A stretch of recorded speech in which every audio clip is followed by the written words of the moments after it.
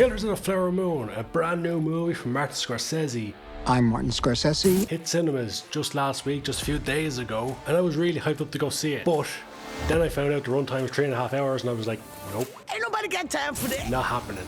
Not going to waste 4 hours of my day going and sitting in the cinema. Because by the time you travel there, and by the time you wait for all the ads and the trailers and everything to roll, and then they actually play the movie, because for some reason my local movie theatre waits like 20 minutes before they actually start playing the movie, then you got 3.5 hours to sit through, and once a Martin Scorsese movie, it's going to be damn awesome.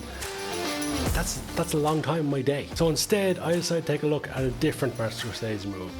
One of his biggest ever box office flops, the king of comedy. At least once in his life, every man is a genius. And I'll tell you something, Rube, it's going to be more than once in your life for you. It's going to be a number of times because you've got it. From what I've heard here, yeah, you've got it.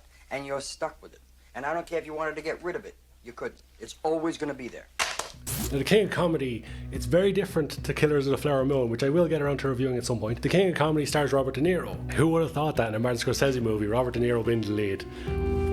Never saw that coming. The movie's from 1983, and it's quite different from what you've seen Robert De Niro in most of the time, although he has done some crazy stuff in recent latter years. In The King of Comedy, he plays Rupert Pupkin? Or is it Robert Pupkin?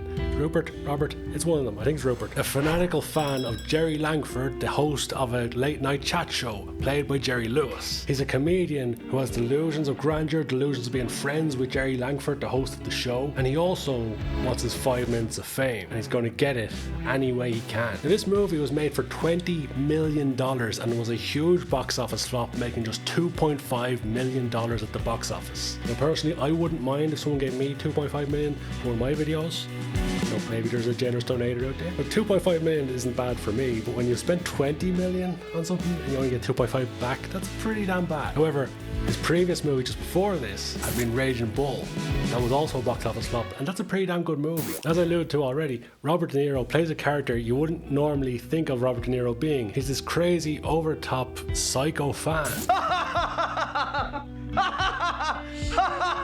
And the weird thing about this movie is that this is a movie that was perhaps just way ahead of its time, because it's a movie that could be more relevant now with the amount of celebrities we have now and the whole YouTube thing exploding, social media exploding, and having all these social media stars. We have a lot of people out there who want to replicate these people, want to be these people, and will go to extreme lengths to do it. Maybe not as extreme as kidnapping a talk show host just so they can get on their show. The movie's definitely got a different tone to a lot of Scorsese movies. It's more jokey, it's more of a comedy, but it's also got some serious elements to it. And I recently watched it on Disney Plus, and I gotta say, the restoration of the movie on Disney Plus is horrendous. The movie's from 1983, and I've watched movies that are far older that look far better on Disney Plus or Netflix or whatever, but this one just hasn't got any love recently from the restorers or whatever they're called. There's a lot of flashing in it, there's a lot of scratches still in it. Visually, it doesn't look great. There's even parts where the pixels are so bad you can't make out details on people's faces. But nonetheless, it doesn't take away from a fantastic, well-told story that's not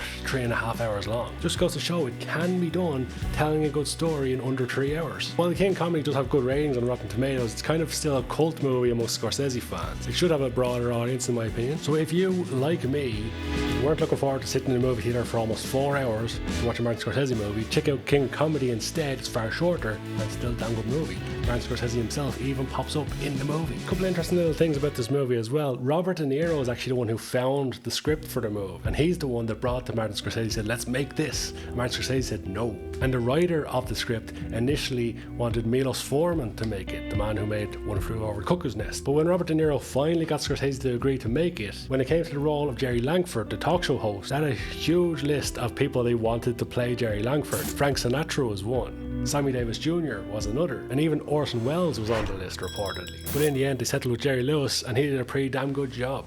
The ending of the movie, without spoiling it too much, definitely had an effect on the likes of Christopher Nolan, because it has a Christopher Nolan-esque ending, very similar to Inception, I guess, in a certain way. It leaves you guessing right at the end of what's real and what isn't. So I've recently decided I'm going to drop my rating system here on the channel of the 1 out of 10, because I change my ratings all the time, and I don't think it's a clear indication of my opinion of the movie. I'm just going to tell you it's a damn good movie, and you should go watch it, The King of Comedy. And one final note before I finish up the video, one little channel announcement. If you haven't seen a short I put up on the channel just a couple of days ago, or just today maybe even, depends on when this video goes out. Karl's Movie Film Show Live is coming soon. To find out what that is, keep an eye on the channel. You'll find out more very, very soon. And I'll catch you in the next video.